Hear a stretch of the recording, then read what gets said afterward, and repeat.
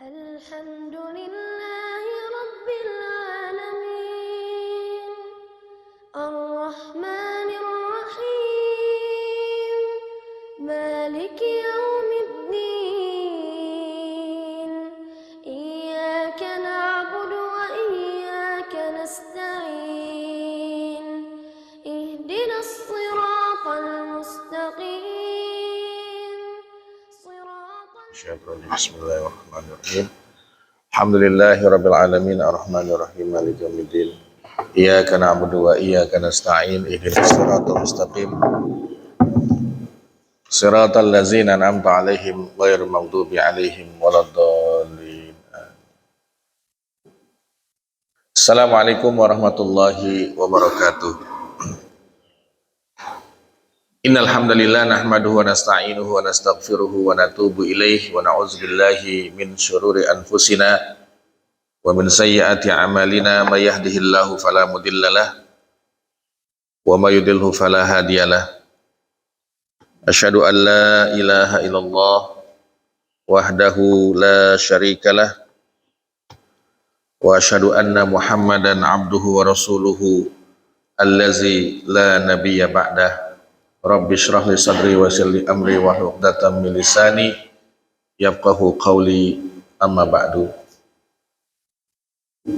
Hadirin sekalian, kaum muslimin jamaah taklim subuh Masjid Jami Al Iman, semoga kita yang berada di majlis ini selalu dirahmati, diberkahi, diselamatkan oleh Allah Subhanahu wa taala. Alhamdulillah di pagi ini kita masih diberikan nikmat sehat, nikmat iman wal Islam, nikmat kesempatan yang baik untuk senantiasa menjaga ketaatan kita kepada Allah Subhanahu wa taala. Semoga setiap langkah kita dalam melakukan kebaikan diterima oleh Allah Subhanahu wa taala dan dibalas dengan balasan yang berlipat ganda. Amin ya rabbal alamin. Selawat dan salam tak lupa kita sampaikan kepada uswah hasanah kita Nabi besar Muhammad sallallahu alaihi wasallam, pada keluarga, para sahabat, keturunan dan juga umat beliau hingga akhir zaman. Tema kita pada pekan kelima ini, kajian subuh, tentang keutamaan bulan Ashhurul Hurum. Salah satunya bulan Muharram ini yang ditetapkan oleh Khalifah Umar bin Khattab radhiyallahu anhu sebagai awal tahun dari tahun Hijriah. Nah, ini merupakan kebijakan ijtihad, karena tidak ada nas hadis berkaitan dengan penetapan tanggal Hijriah ini. Ini ijtihad seorang Khalifah Umar bin Khattab. Waktu itu ya terjadi syura. Bagaimana kalau yang kita ambil adalah Maulid Nabi, waktu kelahiran Nabi. Itu tidak disepakati, kemudian ada usulan lagi. Gimana kalau yang kita ambil adalah kejadian Isra wal Mi'raj? Akhirnya nggak masuk juga, Pak. Nah, rupanya yang paling penting dalam sejarah dakwah Rasulullah SAW adalah al-hijrah, sehingga dinamakan sebagai nuqtatul intilaq. Nuqtatul intilaq, titik perubahan di dalam dakwah Rasul SAW. Ketika hijrah ke Madinah, punya masjid, punya komunitas yang sangat solid, kemudian juga dibentuk yang namanya Mitsaqul Madinah, perjanjian Madinah. Gak masuk ya, Pak?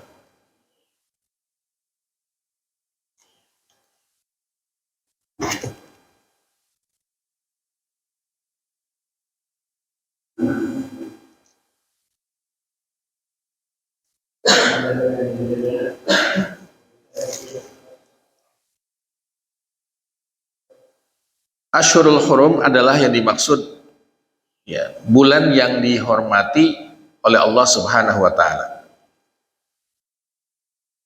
Ketika itu dihormati oleh Allah, tentu dihormati juga oleh Rasulullah SAW. Sehingga kehormatan ini atau al-hurumat itu sangat berkaitan dengan asyiar, yaitu ibadah yang dimunculkan, diumumkan secara masif. Ya. Alhamdulillah.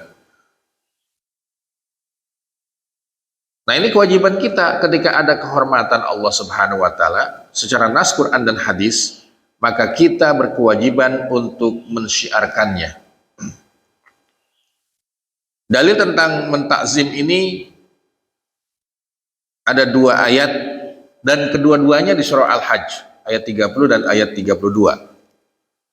A'udzubillahi minasyaitonirrajim wa may yu'azzim hurumatillahi fahuwa khairun lahu 'inda rabbih. Dan barang siapa mengagungkan apa yang terhormat di sisi Allah, al-hurumat, maka itu lebih baik baginya di sisi Tuhannya. Kalau kita ingin menjadi hamba yang terbaik di sisi Allah, maka hormati. Masjid ini adalah tempat yang suci, Pak. Yang dulunya mungkin ya, kita berkeyakin tanah biasa sebelum dibangun masjid ini. Tapi ketika dibangun sebagai tempat ibadah kaum muslimin yang dinamakan masjid, adalah kalimat dari Allah, innama ya'mur masajidallah. Ini termasuk masajid Allah. Kesucian tempat ini dibangun di atas kesucian yang ada di kota Mekah, kota Madinah, dan Baitul Maqdis. Inilah yang disebut dengan kesucian atau kehormatan tempat. Di ayat yang kedua, wa may yu'azzim sya'irallahi fa innaha min taqwal qulub. Dan barang siapa mengagungkan syiar-syiar Allah, maka sungguhnya hal itu timbul dari ketakwaan hati. Min taqwal qulub. Kita ingin mendapatkan 2 hal, ya. Al-khairiyah, kebaikan. Yang kedua adalah ketakwaan. Nah, kalau kita ingin klasifikasikan kehormatan Allah itu ada tempat, ada waktu, ada kitab, ada juga manusia. Manusia, nabi, rasul, asyuhada, as-siddiqin, as-salihin. Kalau kita baca itu ayat surah Al-Fatihah, alladzi an'amta alaihim. Ya. Alladzina an'amta alaihim. Suratul ladzina an'amta alaihim, apa maksudnya, Pak? Yaitu jalan para nabi, rasul, as-siddiqin, asyuhada, as-salihin. Ya, mudah-mudahan kita masuk di antara ini, Pak. Paling kan tuh solihin, orang-orang soleh ya. Masuk di dalamnya. Itulah alladzina an'amta alaihim. Nah, poin 4 ini manusia, ya, ada sebuah hadis qudsi. Kata Nabi SAW, man ada li waliyan, man ada li waliyan, faqad azantuhu bil harbi. Barang siapa yang memusuhi kekasihku, maka sungguh aku izinkan untuk diperangi. Kalau nggak ada manusia, orang beriman yang memeranginya, membelanya, maka Allah yang akan menyelesaikan urusannya.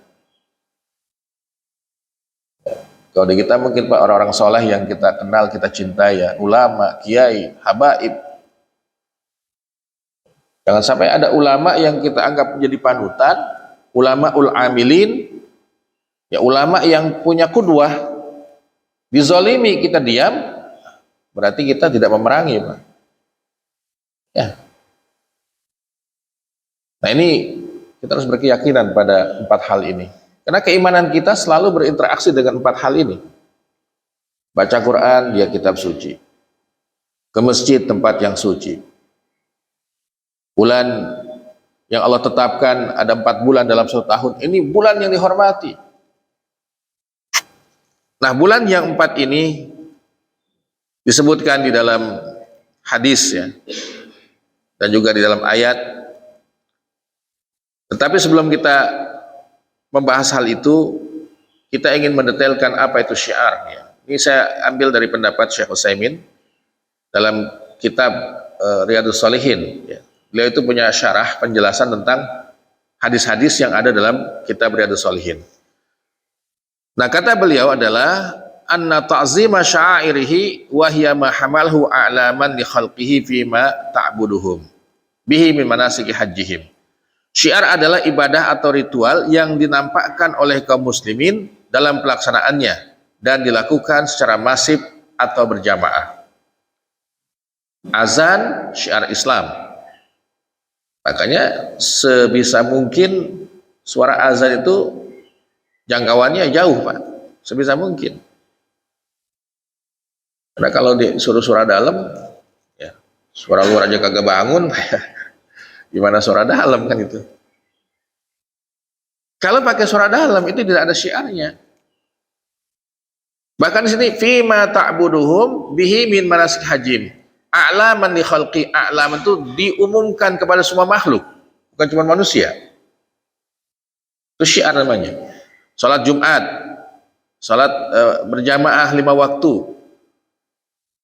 kemudian salat Id. Nah, termasuk Muharram ini, Pak. Kalau kita cari teks hadisnya nggak akan dapat. Kaum muslimin pas malam Ahad ya, Pak ya. Jumat malam Sabtu ya. Pergantian tahun Hijriah itu. Di Bekasi itu ramai, Pak, ada anak sekolah pawai kan. Kalau kita masih punya pemikiran klasik, ini kan ngapain kita begini nih? Nggak ada hadisnya kok. Memang hadis secara langsung tidak ada, tapi kalau kita kaji substansi ayat dan hadis itu ada, ketemu dalilnya. Tidak semua ibadah ataupun amal-amal kebaikan itu dalilnya langsung. Kenapa tidak langsung? Di situ sesuai masuk semua komponen kebaikan sepanjang zaman sampai hari kiamat. Itulah kehebatan Al-Quran dan sabda Rasul SAW. Ya, ada yang santunan yatim. Ya kalau memang itu polemik, Pak, disebut dengan islah Muharram lebaran anak yatim ya. Ya nggak usah pakai nama itu. Niatnya Pak, kita memulai awal kebaikan di awal tahun inilah ya sebagai niatnya. Ya menyantuni yatim, duafa dan yang lainnya. Termasuk ibadah haji. Tarhib Ramadan. Ya, Ramadan itu syiar Islam. Kalau kita cari hadis tentang tarhib sebagaimana yang kita amalkan, Pak, setiap tahunnya, nggak ada hadis bagaimana perintah Nabi untuk tarhib Ramadan. Hanya mungkin ada hadis man fariha bidukhil Ramadan, barang siapa yang bergembira dengan datang Ramadan. Nah, itulah adanya tarhib. Saya ingat tahun 80-an, tahun 90-an itu belum ada tarhib Ramadan. Nggak tahu siapa yang memulai, tapi ini kan ijtihad yang baik dalam bentuk penghormatan terhadap bulan suci Ramadan. Nah, ketetapan bulan haram ini, Asyurul Hurum, di At-Taubah ayat 36, inna iddatasy syuhuri indallahi 12 syahran. Sesungguhnya bilangan bulan pada sisi Allah adalah 12 bulan dalam ketetapan Allah di waktu Dia menciptakan langit dan bumi. Ketika langit dan bumi diciptakan, Allah menciptakan waktu dengan hitungan 1 tahun. Itu ada 12 bulan. Ya, detailnya mungkin penanggalan Hijriah, Pak, itu maksimal tanggal 30 ya. Nggak ada tanggal 31. Ya, yang ada 29, 30. Ya, 29, 30. Tapi bilangannya ada 12 bulan hitungan itu. Minha arba'atun hurumun, di antaranya 4 bulan yang dinamakan Asyurul Hurum. Itulah ketetapan agama yang lurus. Dzalikad dinul qayyim. Tetapi perintah Allah itu apa di situ? Fala tazlimu fihinna anfusakum. Maka janganlah kamu sekali-kali berbuat zalim, berbuat dosa di bulan-bulan yang 4 ini. Karena itu kembali kepada dirimu, kata Allah Subhanahu wa taala. Saya mengkaji tentang kata az-zulm ya, kezaliman. Itu identik dengan dosa, Pak. Otomatis itu. Nabi Adam saja kisah manusia pertama. Dulunya kan di dalam surga dengan Siti Hawa itu. Ketika melanggar larangan Allah, dia makan buah khuldi, kan dikeluarkan dari surga itu. Apa yang dia lakukan Nabi Adam dan Siti Hawa ini? Wa qala rabbana zalamna anfusana wa illam taghfir lana wa tarhamna lanakunanna minal khasirin. Rabbana zalamna, ya Allah ya Tuhan kami telah berbuat zalim, berbuat dosa. Kalau kita baca lagi kisah Nabi Yunus alaihissalam, meninggalkan kaumnya, tidak mau dakwah lagi, ya, mutunglah. Maka hati-hati kalau Ustadz mutung nih, masuk ke dalam perut ikan paus nanti. Dihukum oleh Allah masuk ke dalam perut ikan. Dikisahkan dalam Al-Quran itu kisah Nabi Yunus. Gak bisa bergerak dia Pak, sempit, gelap. La ilaha illa anta subhanaka inni kuntu minaz zalimin. La ilaha illa anta, tahlil, subhanaka, tasbih, inni kuntu minaz zalimin, taubat. Ini zikrullah yang paling afdal nih Pak. Baca ini ayat ini, la ilaha illa anta subhanaka inni kuntu minaz zalimin. Maka hasilnya akan sama apa yang dialami oleh Nabi Yunus. Dia menghadapi 3 kegelapan. Kegelapan dalam perut ikan, kegelapan dasar laut, kegelapan waktu malam bila tiba waktu malam. Nggak ada pilihan kecuali dia tawakal pada Allah dengan munajatnya. Maka setelah itu kan kisahnya itu dimuntahkan oleh ikan paus itu ya, ke tepi pantai, dan tempat itu ya yang ditempati tempat yang baru oleh Nabi Yunus, Allah berikan keberkahan. Tanamannya bagus, suburlah tanah itu. Setelah membaca la ilaha illa anta subhanaka inni kuntu minaz zalimin. Kata zalimin lagi ada az-zulm situ. Kisah Luqman alaihissalam kepada anaknya, ya bunayya la tusyrik billah inna syirka la zulmun azim. Maka di sini pun ayatnya adalah fala tazlimu fihinna anfusakum, maka janganlah kamu berbuat zalim terhadap dirimu, berbuat dosa. Nah, Al-Imam Az-Zuhri dalam ayat ini beliau menjelaskan, Imam Zuhri ini gurunya Imam Al-Bukhari Pak. Bahkan beliau mengumpulkan hadis-hadis sahih itu adalah masukan daripada guru beliau namanya Imam Az-Zuhri, ahli hadis. Kata beliau, wahai Bukhari, alangkah bagusnya kamu kumpulkan hadis-hadis Nabi yang sahih saja. Itulah kitab Sahihul Bukhari yang dikerjakan oleh beliau 17 tahun lamanya baru selesai. Sanggup gak kita Pak mengerjakan satu pekerjaan 17 tahun? Itulah pembuka jalan untuk mengumpulkan hadis-hadis sahih. Ya. Jadi yang dimaksud dengan 4 bulan haram itu adalah 3 bulannya sambung menyambung, Zulqa'dah, jadi setelah Syawal berarti ya, Zulqa'dah, Zulhijjah, dan Muharram. Yang satunya ini Rajab dipisah Pak. Rajab itu dekat Sya'ban. Ya, dekat Sya'ban. Jadi Rajab, Sya'ban, Ramadan. Dan doanya juga ada ya, Allah barik lana fi Rajabin wa Sya'ban wa balighna Ramadan itu. Nah, kenapa 3 bulan ini sambung menyambung? Saya mendalami kenapa ini hikmahnya kok 3 bulan nyambung gitu Pak ya, nggak dipisah-pisah. Ini pentingnya ibadah haji dengan aman dan nyaman. Jadi untuk membentengi ibadah haji itulah butuh 2 bulan, ya, sebulan sebelumnya dan sebulan setelahnya. Zulqa'dah adalah jamaah haji berangkat ke tanah suci. Puncaknya itu di bulan Zulhijjah. Dan Muharramnya itu adalah pulangnya jamaah haji ke kampung halaman masing-masing. Itu hikmah kenapa 3 bulan ini ya sambung menyambung gitu Pak ya. Kana al-muslimuna yu'adzimuna al-ashhur al-hurum. Dulu para sahabat menghormati Syahrul Hurum. Ini hadis riwayat Abdul Razak dalam Al-Musannafat ya. Di dalam hadis Bukhari Muslim, az-zamanu qad istadara ka hayati yauma khalaqas samawati wal arda as-sanatu 12 syahran minha arba'atun hurumun salasatun mutawaliyat. Disebut namanya Zulqa'dah, Zulhijjah, Muharram, kemudian Rajab, Mudhar, ladzi baina Jamadi wa Sya'ban, ya. Kan ada Jumadil Awal, Jumadil Tsani. Habis Jumadil Tsani, ya, Rajab, ya. Setelah itu baru Sya'ban.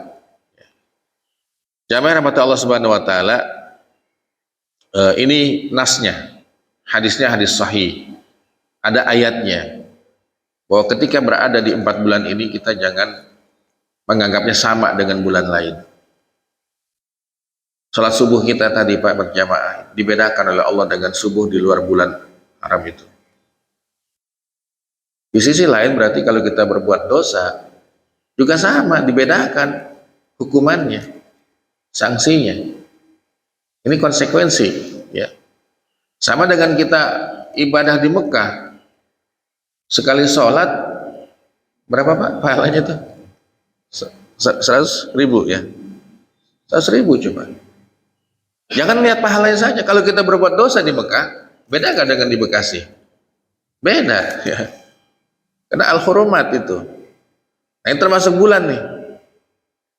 Nah, bulan yang 12 ini ternyata orang jahiliyah pun sudah sama menyebutnya. Ramadan, Syawal, Zulqa'dah, Zulhijjah, udah dikenal itu.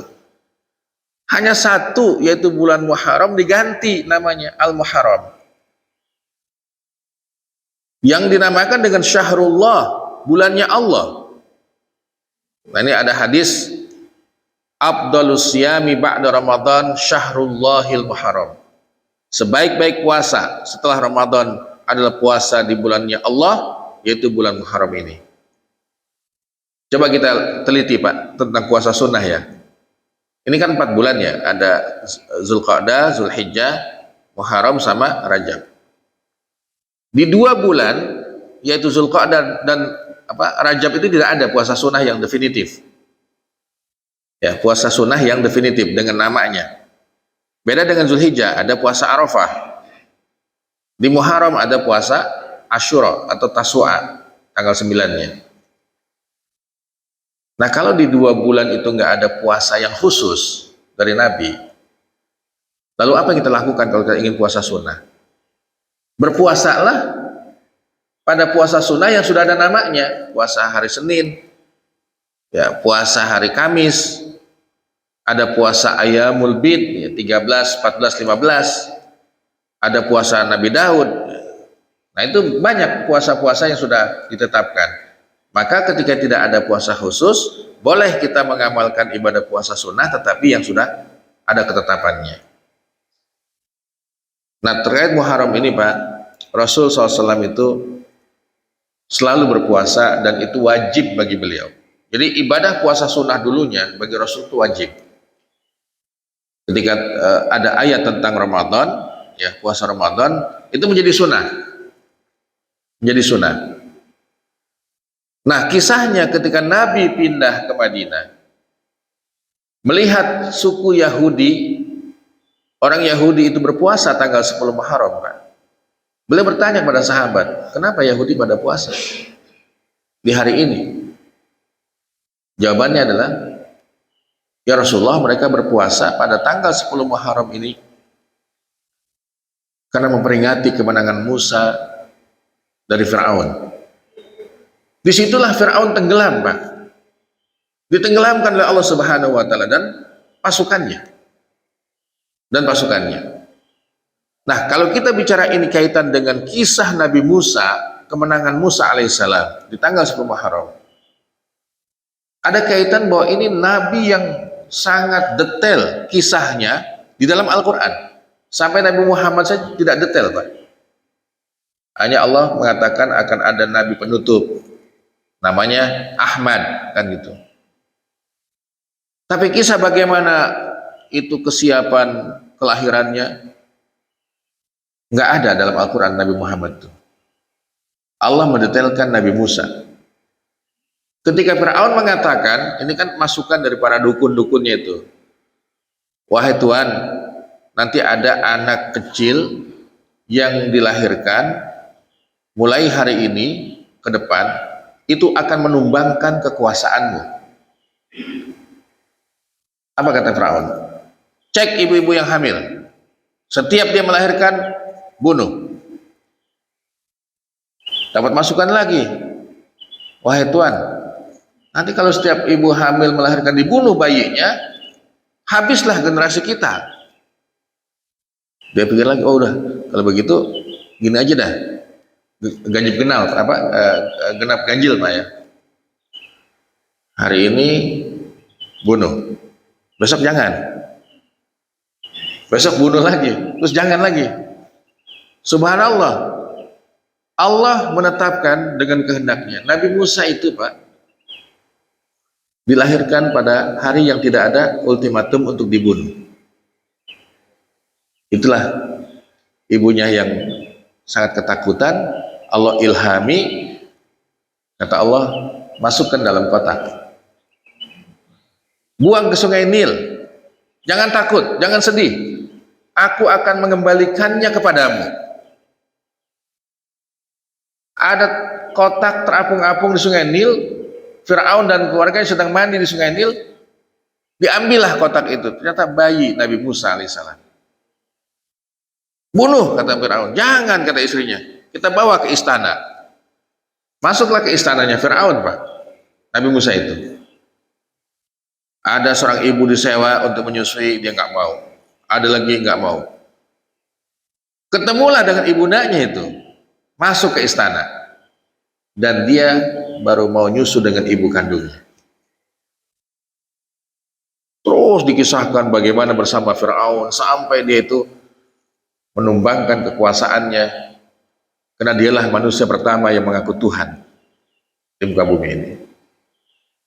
Makanya Firaun diabadikan Pak, jasadnya itu sampai kiamat tuh ada Firaun itu. Yang lainnya tenggelam, hilang. Firaun itu, kata Allah, al-yauma nunajjika bibadanika litakuna liman khalfaka ayah. Pada hari ini, kata Allah, kami selamatkan jasadmu wahai Firaun untuk menjadi ayat atau ibrah, pelajaran bagi orang yang datang setelahmu. Ya Bapak silakan kalau nanti ke Mesir lihat aja tuh muminya Firaun ya. Asal jangan doa Allahumma firlahu warhamhu wa'afi wa'fu anhu, nggak kepake. Laknatullah alaihi, ini manusia yang bodoh mengaku Tuhan. Nabi Musa diutus untuk ya mengingatkan Firaun itu. Ya. Saya sempat ketemu dengan Syekh, ya akhi, katanya, antum enak dakwah hanya di Indonesia ini. Ini surganya dakwah itu Indonesia, tantangannya ringan. Antum cuma berhadapan dengan cucunya Togut, katanya. Cucunya Pak, katanya. Kalau kami itu menghadapi engkongnya Togut, Firaun, katanya. Abna'u Farainah, keturunan Firaun masih ada di kami. Ya. Kalau di sana Pak, orang Islam yang rusak sekali di Mesir itu. Sampai ada pepatah begini, al-qahiratu iza lam tuqahirha tuqahiruka. Kairo itu, kalau kamu tidak sanggup menaklukkannya, maka kamu akan ditaklukkan oleh Kairo. Karena anak-anak kita banyak tuh sekolah ke sana Pak, kuliahnya. Ya. Harus diingatkan, sungguh-sungguh belajarnya, kuliahnya. Kalau enggak, dia rusak ke sana. Nah itulah ya warisannya Firaun di sana itu. Makanya 10 Muharram sangat penting ya. Kenapa puasa Muharram disunahkan itu 2 hari Pak? Ini Imam Nawawi berpendapat. Ada 3 alasan. Yang pertama, menyelisihi ibadah orang Yahudi. Jadi ketika 10 Muharram Yahudi itu berpuasa, sampai hari ini Pak, umat Yahudi itu berpuasa. Ya. Kata Nabi, bila nanti tahun depan kita masih ketemu dengan bulan Muharram, kita puasa tanggal 9-nya.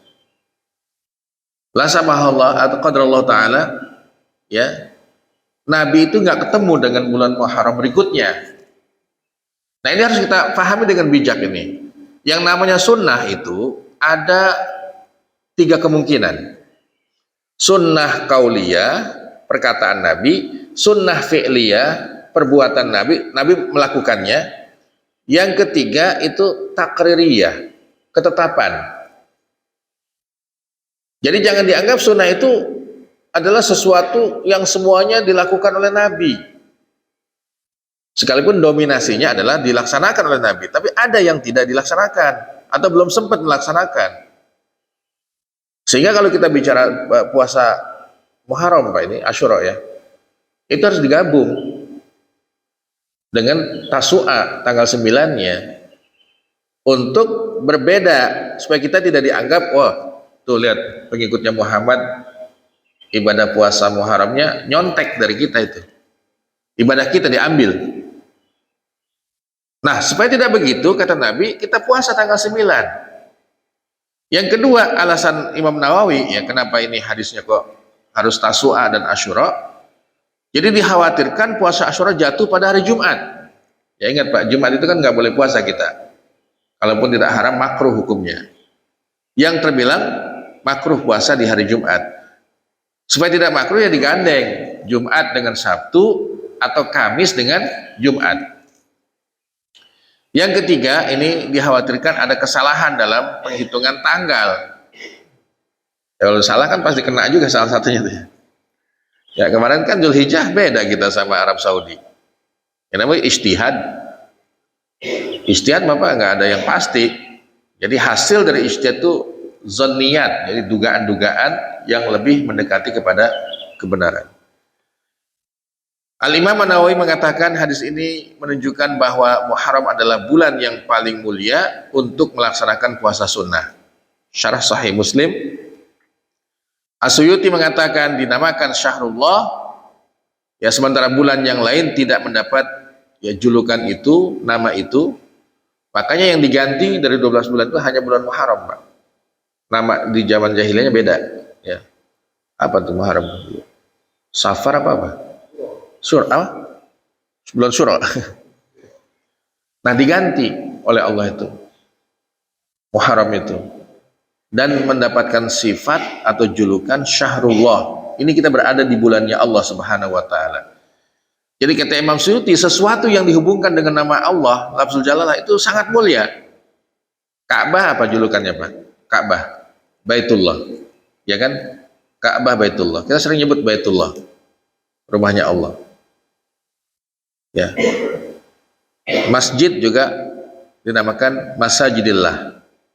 Masajidillah, masjid-masjid Allah. Pokoknya sesuatu yang dikaitkan dengan lafzul jalalah itu mulia, utama, wajib dihormati. Termasuk bulan Muharram ini. Ada hari Asyura di dalamnya.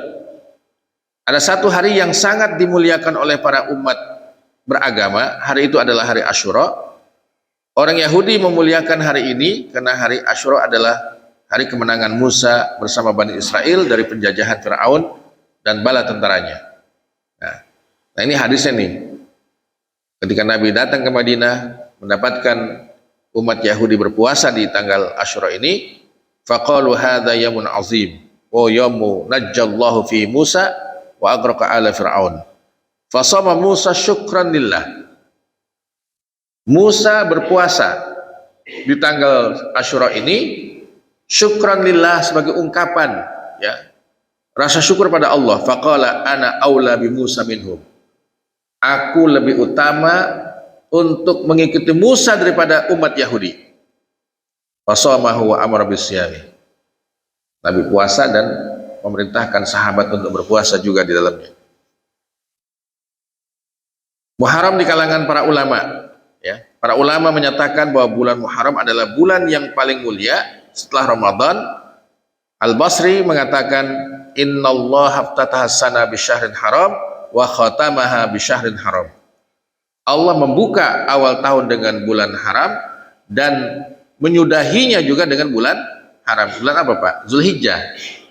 Jadi Dzulhijjah itu akhir tahun. Ya. Dibuka lagi dengan bulan haram lagi yaitu bulan Muharram ini. Sungguh Rasulullah SAW telah bersabda, salat yang paling utama setelah salat wajib adalah salat di penghujung malam, tahajud ya. Dan puasa yang paling utama setelah Ramadan adalah bulan yang disebut dengan Al-Muharram. Ini hadis riwayat Imam Muslim. Intinya ini kita berada tanggal 2 Pak. Di tanggal 9 kita siap-siap punya tekad lah. Ayo sama-sama kita puasa sunnah. Ya, puasa sunnah. Ya, kalau ini tidak kita jalanin, kita ya rugi Pak. Kita ngaji pagi ini ternyata pengamalannya kita lemah. Ya, dan puasanya itu sudah diketahui bahwa punya keutamaan. Puasa Muharram dalam pandangan Ibnu Qayyim Al-Jauziyah telah disebutkan oleh Ibnu Qayyim rahimahullah dalam kitab Zadul Ma'ad bahwasannya berpuasa di hari Asyura itu ada 4 macam. Berpuasa hanya pada tanggal 10-nya saja, itu pun diperbolehkan, atau bersamaan dengan tanggal 9-nya. Yang ketiga, atau bersamaan dengan tanggal 11-nya. Karena kan tadi tujuannya hanya mukhalafah, beda dengan Yahudi. 10-11 sudah beda, ya. 9-10 juga udah beda. Bahkan yang keempat nih dalam ijtihad beliau Ibnu Qayyim, atau dengan berpuasa pada tanggal hari tersebut, yaitu 9, 10, dan 11. Ya. Saya sih yakin kalau suruh milih kayaknya nomor 1 ya Pak, yang paling banyak peminatnya ini. Cuman sehari puasanya, sama dengan puasa Arafah. Saya memandang bahwa puasa Zulhijjah pun ya di Zulhijjah ya, itu boleh juga Pak, dari tanggal 1, 1, 2, 3, 4, 5, 6 sampai 9 itu boleh. Ya. Bulan haji itu puasanya. Cuman yang intinya kan di tanggal 9 ya. Kemudian ada sekalian ini sih terkait masalah tambahan saja. Nah, keutamaan puasanya kan ini menghapus dosa-dosa setahun yang lalu. Ya. Setahun yang lalu. Dia akan menggugurkan dosa-dosa setahun yang lalu. Hadis riwayat Imam Muslim. Nah, penyimpangan juga terjadi di tanggal 10 Asyura ini. Ya kebetulan cucu Rasulullah itu siapa? Sayyidina Husain ya, terbunuh di kota yang namanya Karbala ya di Irak itu tanggal 10 Muharram. Maka terjadilah penyimpangan dalam pengamalannya, yaitu bagi kaum Syiah. Ini fakta Pak, saya ngelihat langsung ini di wilayah negara Islam namanya Pakistan Pak. Kalau Iran udah pastilah, itu kan satu negara Syiah mayoritasnya. Nah, Pakistan ini kebanyakan penduduknya Muslim Sunni, Ahlu Sunnah. Syiahnya terbilang minoritas. Tetapi ritual 10 Muharram yang model begini nih, menyakiti tubuh, itu legal. Kalau kita nggak kuat mental tuh, nggak usah nonton nih kegiatan ini Pak. Itu ada benda tajam, dikasih rantai, dia pukul ke punggung, dia buka baju kan ya, tancap sini, itu ditarik sekencang-kencangnya, ya, berdarah sampai dia nanti lemah fisiknya, jatuh, pingsan, itu bagus, dianggap bagus itu. Apa dalilnya? Mereka sangat mencintai keluarga Nabi, ini cucu Rasulullah, dipenggal lehernya, ya. Sampai katanya kan ditendang-tendang kayak bola gitu Pak, kisahnya itu. Nah inilah ketika Islam itu berhadapan dengan fitnah-fitnah di zaman itu. Dan ada seorang dosen menjelaskan ketika saya kuliah itu, sungguhnya ya perbedaan umat Islam ini bukan masalah krisis metodologi terkait bagaimana memahami Quran dan Sunnah Rasul. Itu nggak ada kesulitan Pak, sudah ada ilmunya, udah ada doabit ya, kaidah yang dibuat oleh ulama bagaimana kita memahami Quran dengan baik. Tetapi ikhtilafatil ummah, perselisihan umat itu dipicu dengan masalah politik. Ingat, masalah politik. Musuh-musuh Islam tidak suka dengan Islam itu maju. Coba apa menjadi buktinya Pak? Khulafaur Rasyidin itu ada 4. Yang meninggalnya dengan sakit ya, itu hanya 1. Abu Bakar As-Siddiq. Umar bin Khattab, orang yang gagah perkasa, dibunuh. Utsman, orang yang sangat lembut, dibunuh. Yang keempat, Sayyidina Ali, dibunuh juga. Artinya memang Islam berhadapan dengan musuh yang sangat hebat waktu itu. Itulah kaum Syiah. menamakan dirinya sebagai Islam, tetapi tidak ada Islam di situ. Nah ini orang Syiah ini Pak, dia kagak sholat. Yang penting ketika 10 Muharram itu dia merasa berduka atas terbunuhnya cucu Rasulullah SAW. Ini seharian loh Pak ritualnya ini. Nanti di penghujung pas penutupan tuh menjelang maghrib ada seekor kuda putih dihias, dipaku punggungnya. Itulah diilustrasikan sebagai kuda tunggangan Sayyidina Husain. Ya. Nah ini ketika dia jatuh pingsan ada tim medisnya, diobatin, ya udah selesai. Ritualnya udah puncaknya itu. Ya. Nah ini puluhan manusia begini Pak, bahkan ratusan lah, yang siap dia maju ke lapangan melakukan ini. Itu dia megang benda tajam semua itu. Ini tentu bukan ajaran Rasul SAW, menyimpangnya. Kita cinta Ahlul Bait pastilah, tetapi tidak sama dengan cintanya kaum Syiah. Amalan yang baik di bulan Muharram ini saya mencoba untuk mengklasifikasikan, yaitu puasa sunnah, yang kedua santunan yatim dan duafa, karena awal tahun Pak. Man soluhat bidayatuha soluhat nihayatuha, atau man soluhat bidayatuhu soluhat nihayatuhu. Siapa yang permulaannya sudah baik, ya insya Allah penutupnya pun akan ikut baik. Ini kan awal tahun, jadi jangan dikritisi lah orang yang berbuat baik di awal tahun dengan santunan yatim. Ya kalaupun ada yang menamakan lebaran anak yatim, ya itu masalah bahasa saja Pak. Ya. Kemudian ada amalan sedekah, silaturahim, tilawah Quran, zikrullah, qiyamul lail, dan juga mendatangi majlis-majlis ilmu. Kita ngaji di pagi ini, ya berbeda dengan pengajian kita di luar bulan yang Allah hormati. Nah itulah mungkin respon kita harus beda ya secara keimanan. Sekali lagi saya katakan bahwa keimanan kita selalu berinteraksi dengan ya kesucian di dalam agama ini. Orang ke Mekah Pak, nggak pernah saya mendengar kalimat saya udah bosan haji, saya udah bosan umroh, ada Pak? Nggak ada. Nggak ada kalimat bosan Pak menatap Ka'bah itu. Padahal cuman bangunan segi 4, batu disusun-susun, udah, itulah Ka'bah. Tapi ketika keimanan batin kita yang merespon, berbedalah kita melihat Ka'bah itu. Setiap yang memandangnya, dia baca doa, Allahumma zid li hadzal bait ta'ziman wa tashrifan wa takriman.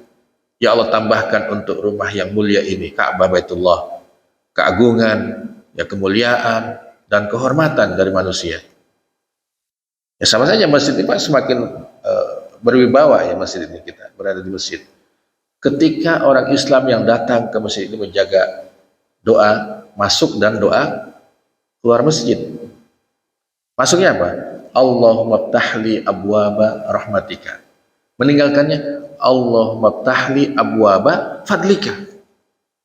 Ditambah lagi dengan setiap jamaah yang datangnya lebih awal, dia sholat tahiyatul masjid.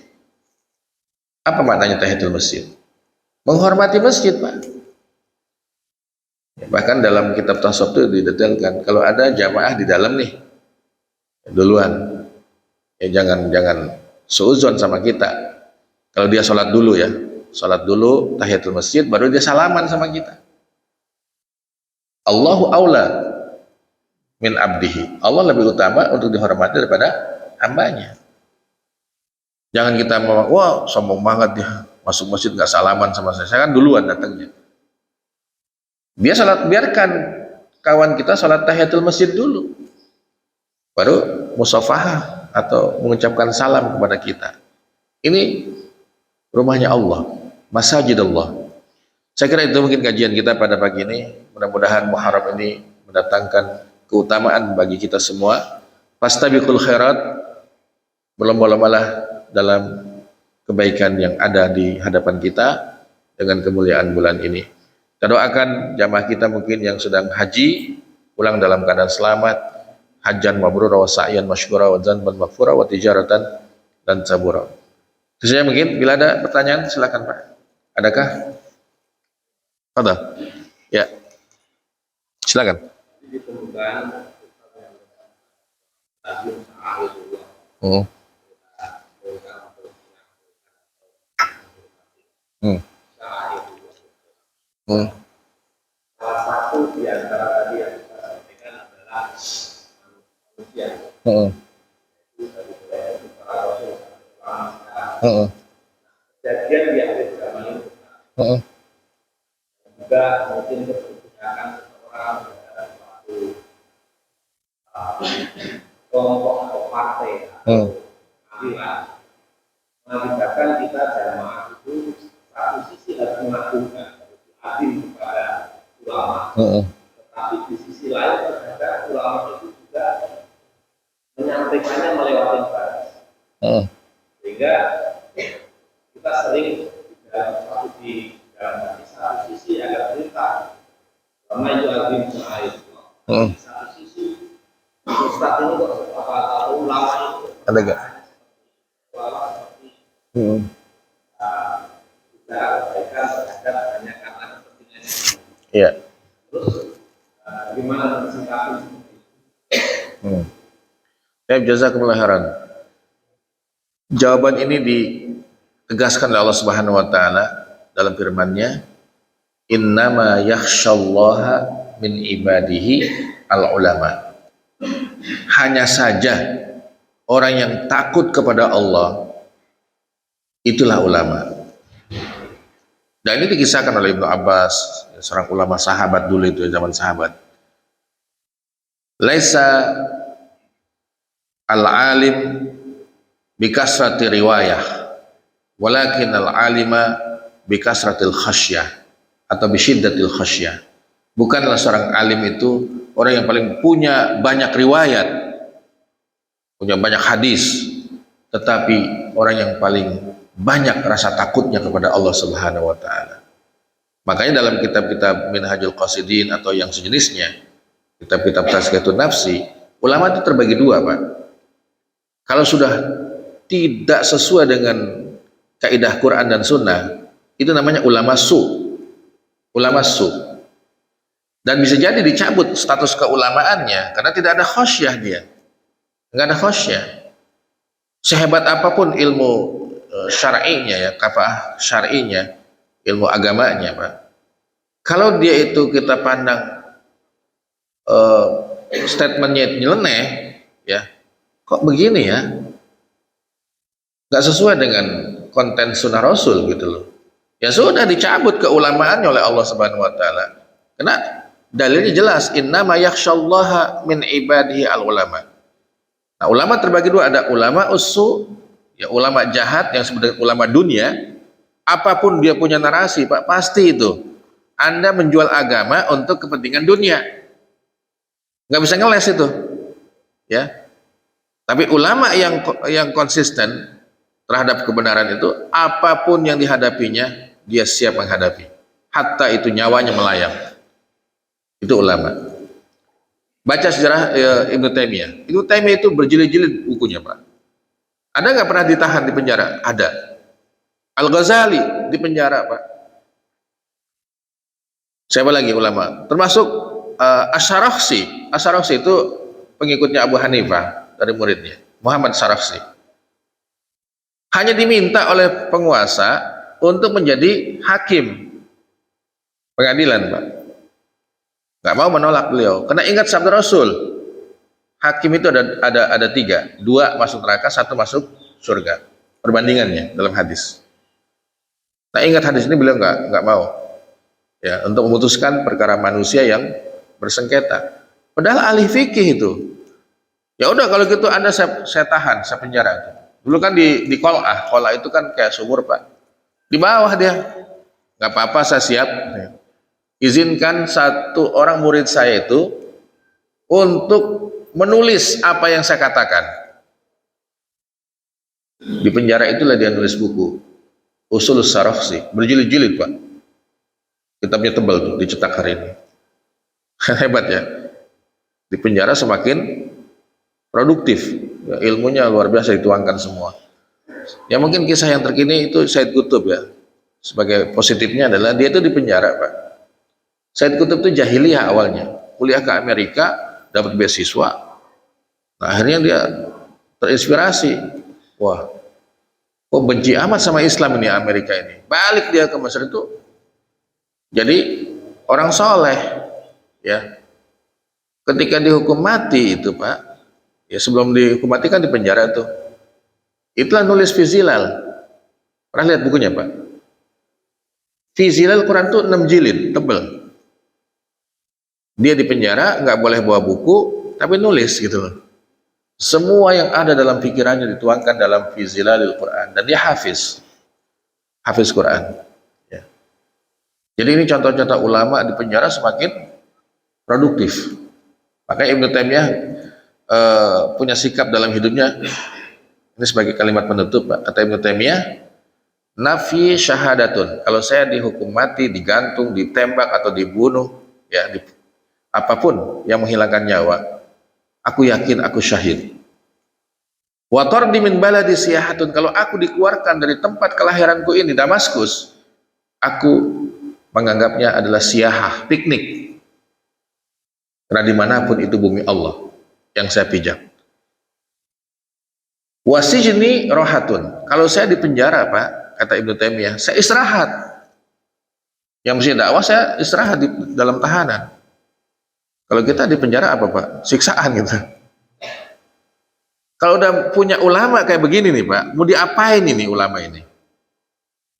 Dibunuh dia bilang yakin syahid, dikeluarkan dari kampung ini dia bilang lagi piknik, coba. Ketika di penjara dia lagi istirahat. Itulah keimanan yang harus dimiliki oleh kita itu sesungguhnya. Makanya jawabannya Pak, innama yakhshallah min ibadil al-ulama. Itu yang paling penting. Dan kisah-kisah ulama masuk pada wilayah kekuasaan juga ada dalam zaman dulu. Ada kisah Bal'am. Bal'am bin Ba'ura itu ulama zaman Nabi Isa dari Bani Israel. Dia dikasih ilmu laduni. Baik hidupnya itu. Tergoda dengan urusan dunia, akhirnya masuk ke istana, ke khilafah. Setelah itu sesat dan berada di neraka. Rasulullah diperlihatkan tentang Bal'am. Maka setiap habis sholat malam Rasulullah doa itu nangis. Apa doanya? Rabbi la tukilni ila nafsi tarfata ainin. Ya Allah, janganlah Engkau sandarkan aku kepada diriku sekalipun cuma sekejap mata berkedip. Jadi kalau Allah sudah lepas Pak dari tanggungan Allah Subhanahu wa taala, kita ditinggalin tuh. Jangankan 1 menit, sedetik saja itu celaka kita. Itulah Nabi selalu menangis ketika doa di waktu sholat malamnya. Ingat tentang kisah Bal'am, manusia hebat di awalnya, kemudian Allah jerumuskan dalam nerakanya. Waliyazubillah. Saya kira itu mungkin yang bisa kita bahas pada pagi ini. Kita cukupkan, kita tutup dengan doa kafaratul majlis. Subhanallahi bihamdika asyhadu an la ilaha illa anta astaghfiruka wa atubu ilaik. Wal afwu minkum. Assalamualaikum warahmatullahi taala wabarakatuh.